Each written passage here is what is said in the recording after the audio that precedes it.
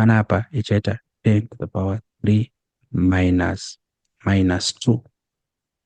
Are we together here? Because 3 inoi inofanira kusubtracta power iri kunoku, saka 3 iri kusubtracta -2, ikaiti 3 minus 2, and ndosaka ndaisa -2 mumabrackets to show the difference between ma-minus ayari 2.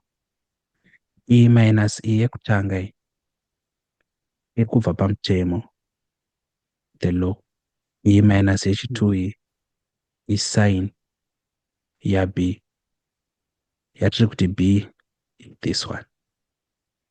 I hope you understood zvaitika apa. Okay.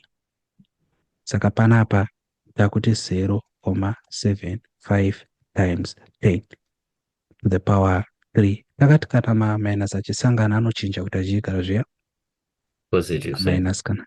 Saka 3 plus 2 panapa. Kureva kuti tina 0.75 times 10 to the power 5. Is this our final answer?